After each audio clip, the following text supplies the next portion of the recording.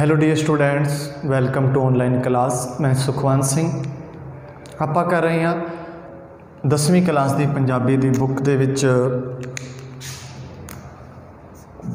10वीं क्लास की पंजाबी की बुक के भाग पहला पंजवां पाठ चल रहा सी कविता दे विच अपना भाई गुरदास जी का।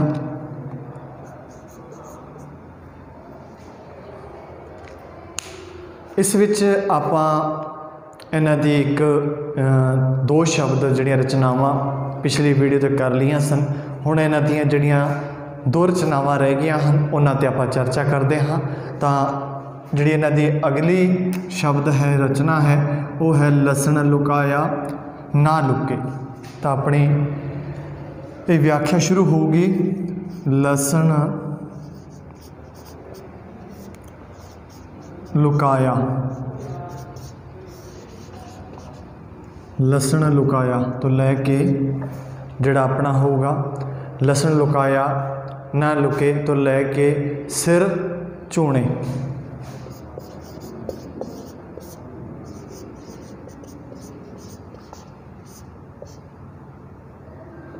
इत्थों तक आपां प्रसंग सहित व्याख्या करांगे इन्हां दी। तां लसन लुकाया ना लुके बह खूंजे कोने। लसन लुकाया न लुके बह खाजे कोने। काला कंबल उजला क्यों होए सबूने। डेमू खखर जो छूहे दिसे मुँह सूने। किते कम न आवे लावण बिन लूने। लावण बिन लूने। निंदक नाम विसारिया गुर ज्ञान विहूणे। हलत पलत सुख ना हलत पलत सुख ना लहे दुख सिर चूणे। तो इत्थों तक आपां प्रसंग सहित व्याख्या करांगे। तो लसन लुकाया, लसन लुका के खाजे भाव खाईदा है, कोने का भाव खूंजे दे विच। मान लो लसन लुको के रख दिए या किसी खूंजे विच बह के खाइए तो उहदा जिहड़ा मुश्क है वो नहीं लुकिया रह सकता। काला कंबल उजला, उजले का भाव साफ सुथरा नहीं हो सकता। सबूने भाव किन्ने भी साबण नाल मल के धो लिए जिहड़ा कंबल है ही काला। डेमू खखर, डेमूआं दा खखर, परिंडां दा खखर छत्ता। सुने भाव सुज्जिया होऊगा, जिहड़ा परिंडां दे छत्ते नूं छेड़ूगा उहदा मूँह सुज्जिया ही होऊगा। लावण, लावण भाव सलूणा भाव हरी सब्जी। लूणे भाव लूण। विहूणे, विहूणे तो भाव है बिना। तो पहला लिखते हाँ प्रसंग।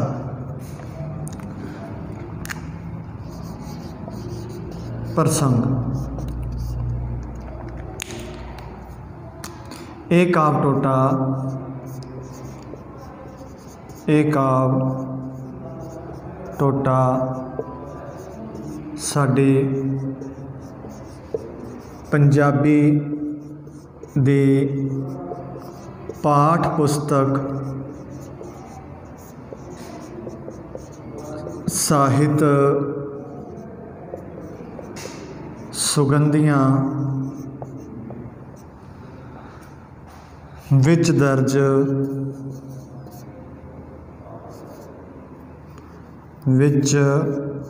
ਦਰਜ ਭਾਈ ਗੁਰਦਾਸ ਜੀ ਦੀ रचना लसन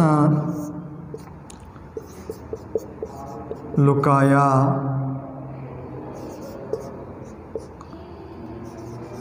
लुकाया ना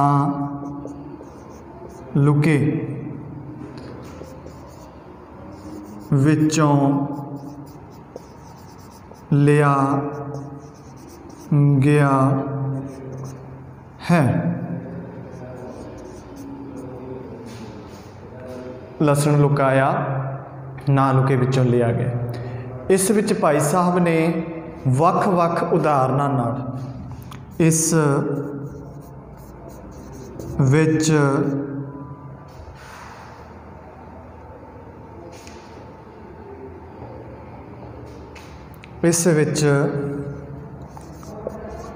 भाई साहब ने वख वख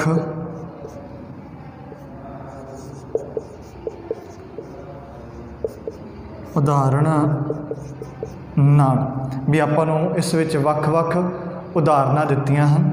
उदाहरणां दे राहीं उदाहरणां नाल निंदक दी मंदी हालत नूं बयान किया है। निंदक दी मंदी हालत नूं बयान किया है। बयान निंदक की जिहड़ी मंदी हालत है उसनूं बयान किया है भाई साहब ने। तो ये सी अपना प्रसंग। हुण आपां गल करदे हां व्याख्या दी। भाई गुरदास जी फरमाउंदे हन, गल करदे हां व्याख्या।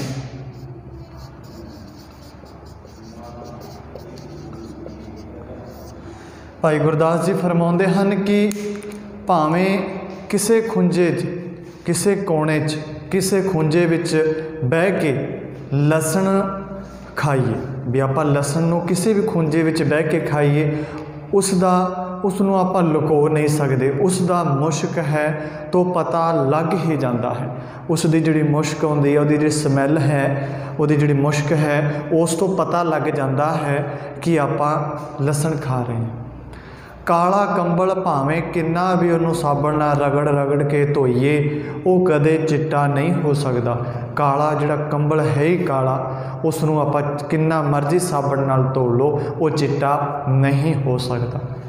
जेकर कोई डेमूआं दे खक्खर नूं हत्थ पावेगा, डेमूआं दे खक्खर नूं छेड़ेगा तां उसदा मूँह सुज्जिया होया दिसेगा। डेमूआं दे खक्खर नूं सलूणे भाव सब्जी विच लूण ना पाओ, सब्जी विच लूण ना पाओ तो वह होर किसे काम नहीं आउंदा।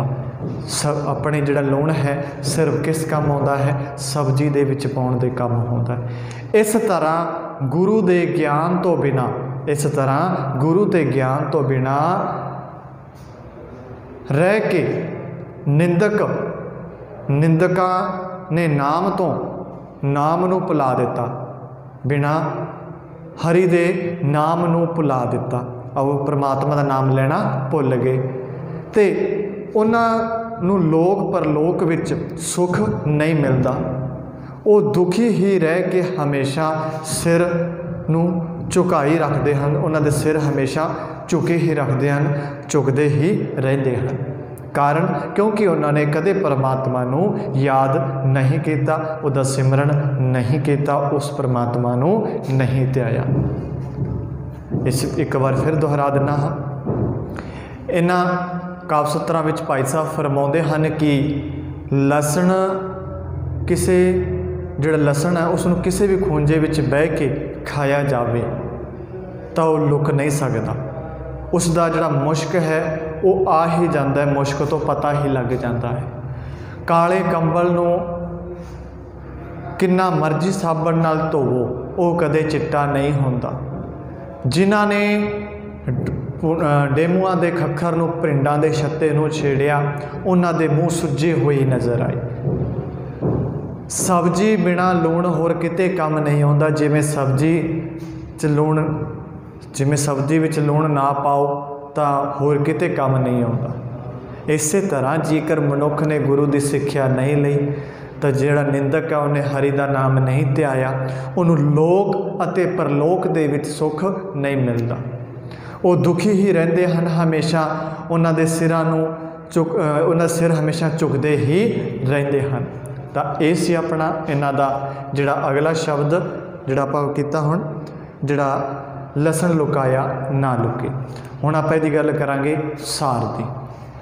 लसन लुकाया ना लुके सार अपने शब्दों में लिखना है। प्रश्न है लसन लुकाया ना लुके, सार जिहड़ा शब्द का भाव है अपने शब्दों में लिखो। तो लसन लुकाया ना लुके जिहड़ा रचना ये भाई गुरदास जी की रचना है। इस विच भाई साहब ने वख-वख उदाहरण दे के जिहड़ी निंदक की हालत है, जिहड़ा निंदिया करता है, निंदक करने वाले की हालत नूं बयान किया है, दस्सिया है कि जिमें किसी भी खुंजे विच बह के लसन खाया जाए तो वह लुकिया नहीं रह सकता, उहदी मुश्क आ ही जाती है। काले कंबल नूं किन्ना भी साबण नाल धो लो वो कदे भी चिट्टा नहीं हो सकता। जेकर कोई डेमूआं दे खक्खर नूं हथ पाउंदा है, जेकर डेमूआं दे खक्खर नूं छेड़दा है तो उसका मूँह सुजिया होया ही नज़र आउंदा है। ते जेकर आपां सब्जी विच सलूणे विच लूण ना पाईए तो होर किते काम नहीं आउंदा, जिहड़ा लूण है वो सिर्फ सब्जी विच ही काम आउंदा है। इसे तरह गुरु सिख जिहड़ा गुरु है, गुरु के ज्ञान तो बिना, गुरसिख अपने गुरु के ज्ञान तो बिना या हरी बिना रह के जिहड़ा निंदक है वो अपना निंदक है, निंदिया दे विचों परमात्मा नाम भुला दिंदा है। उसनों लोक परलोक विच किते सुख नहीं मिलता, उहदा सिर हमेशा झुकिया ही रहिंदा है। ये सी इन्हां दा शब्द रचना जिहदी आपां हुण चर्चा कीती। अगे हुण आपां करदे हां इन्हां दा एक शब्द होर, इन्हां दी एक होर रचना है। उस तो बाद अपना जिहड़ा ये पाठ पंजवां है ये पूरा हो जाऊगा।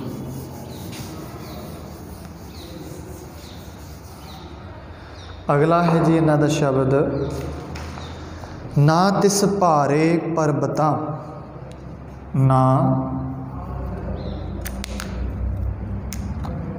ना तिस भारे परबतां। इन्हां दी रचना है, ये लास्ट रचना है इन्हां दी। इस तो बाद अपना जिहड़ा पंजवां पाठ पूरा हो जाए। ना तिस भारे परबतां, तो अपना एक व्याख्या च ही पूरा हो जाऊगा। ना तिस भारे तो लैके अपना है जी मंदी मुँह मंदे, मंदी हूँ मंदे, मंदी हूँ मंदे, मंदी हूँ मंदे। इत्थों तक आप इन्हां दी प्रसंग सहित व्याख्या करेंगे। प्रसंग, ना तिस भारे परबतां असमान खेंदे, ना तिस भारे कोट गढ़ घर बार दिसते, ना तिस भारे सरायरा नदवा वहिंदे, ना तिस भारे तरवरा, ना तिस भारे तरवरा फल सुफल फलंदे, ना तिस भारे जी जंत अणगणत फिरंदे, भारे भारे पोए ए किरत कण मंदी हो मंदे। तां खेंदे, खेंदे का भाव है छूंदे है, टकराउंदे है। कोटगढ़ भाव, कोट का भाव कोट किले, किलियां हवेलियां दे। सरायरा भाव सरोवरां, तरवर जिहड़े है दरखत, भोए का भाव भूमि, ए किरत कण जिहड़ा एहसान फरामोश, एहसान फरामोश। तो आप पहला लिखते हाँ प्रसंग, ए का टोटा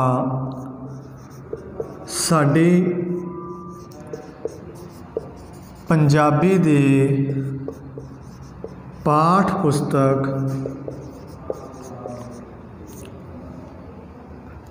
साहित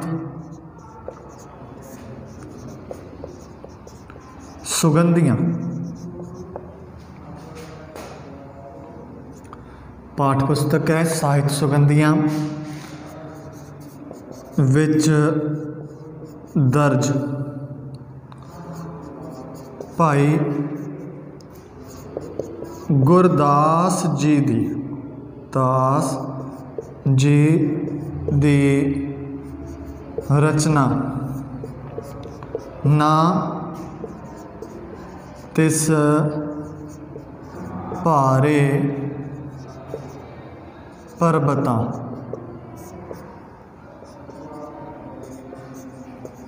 विचों लईयां गईयां हन लईयां गईयां हन जिहड़े अपना ये लास्ट इन्हां दी रचना है। तो इस रचना विच भाई साहब ने धरती ते कितना भार है तो इस रचना विच भाई साहिब ने ये दस्या है, भाई साहब ने ये दस्या है कि दस्या है कि इस धरती ते जिहड़ी अपनी धरती है, भाई साहब ने धरती ते किन्ना दा भार है, इस धरती ते किन्ना दा भार है, इस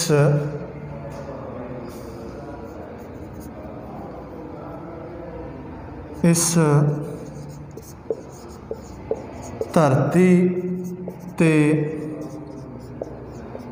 किन्ना दा भार है, किन्ना दा भार है। जिमें पहला आ गया पर्बत पहला आ गया पर्बत, फिर आ गया नदियाँ समुंदर ते दरख्तां, नदियाँ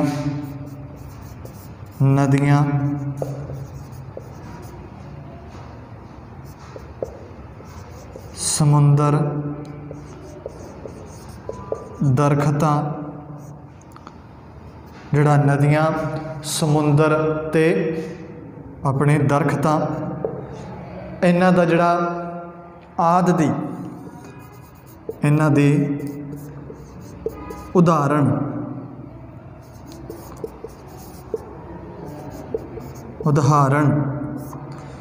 इन्हां दी उदाहरण नाल समझाया है कि इन्हां दी उदाहरण नाल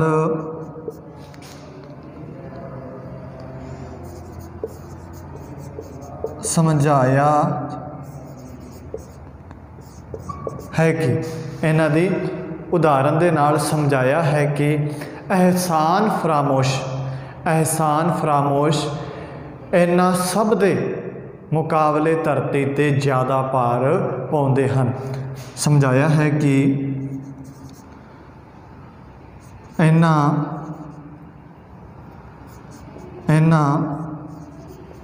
सारियां दे मुकाबले एहसान फरामोश जिहड़े एहसान फरामोश हैं, इन्हां सारियां दे मुकाबले जिहड़े एहसान फरामोश इन्हां दा भार एहसान फरामोश इन्हां सब दे मुकाबले जिहड़ा एहसान फरामोश है, इन्हां सब दे मुकाबले इन्हां सारियां दे मुकाबले एहसान फरामोश दा जिहड़ा भार है ये धरती ते ज़्यादा, एहसान फरामोश दा भार इन्हां सारियां दे मुकाबले एहसान फरामोश दा भार एहसान फरामोश दा धरती ते मुकाबले एहसान फरामोश दा धरती ते भार ज़्यादा है। ज़्यादा है। किस दा? एहसान फरामोश दा।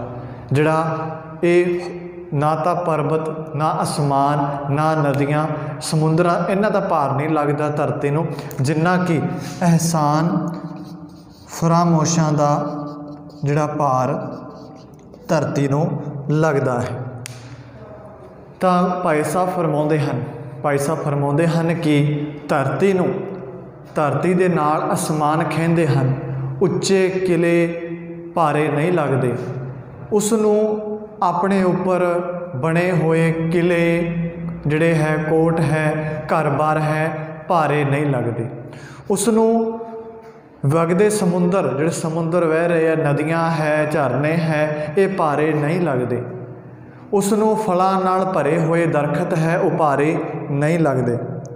उसनूं भारे लगते हैं, उसनूं इधर उधर घूम रहे अणगिणत जिहड़े जी जंत है, वो भी भारे नहीं लगते।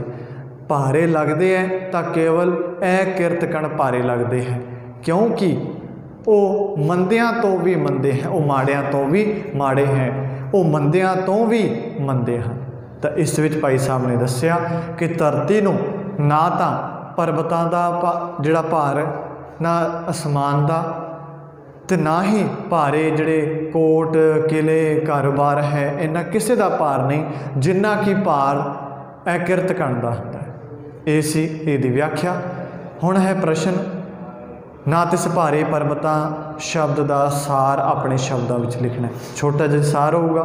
ना तिस भारे पर्वतां भाई साहब की रचना है, भाई गुरदास जी की रचना है। इस विच भाई साहब ने धरती ते किन्ना दा भार है, धरती ते किन्ना दा भार है, जिमें नदियाँ, पर्वत, दरखत आदि उदाहरण नाल समझाया है कि इन्हां दी बजाए जिहड़ा एहसान फरामोश है, जिहड़ा एहसान फरामोश है, उहदा भार इन्हां दे मुकाबले ज़्यादा है। इस विच भाई साहब ने फरमाया है कि धरती नूं आसमान नाल खहिंदे हुए या उच्चे पहाड़ भारे नहीं लगते, ना ही उसनों जिहड़े बड़े बड़े किले कोट गढ़ घर बार सारे है वो भारे नहीं लगते, ना ही उसनों समुंदर वगदे हुए नदियाँ झरने वगदे हुए भारे नहीं लगते, ना ही उसनों फलों के नाल लदे हुए भरे हुए जिहड़े दरखत है वो भारे लगते हैं। उसनों इधर उधर घूम रहे जी अणगिणत जी भारे नहीं लगते। उसनों तो भारे लगते हैं तो सिर्फ अकिरत कण जिहड़ा कीते हुए उपकार नूं नहीं मनता, वो भारे लगते हैं, क्योंकि वो मंदियां तो भी मंदे हैं। इसी अपना 5वां पाठ पूरा हुंदा है। अगली वीडियो दे विच आपां 6वां पाठ करांगे। उन्ने समय दे विच इसनूं ध्यान नाल सुनना, समझना, नोट करना। धन्यवाद।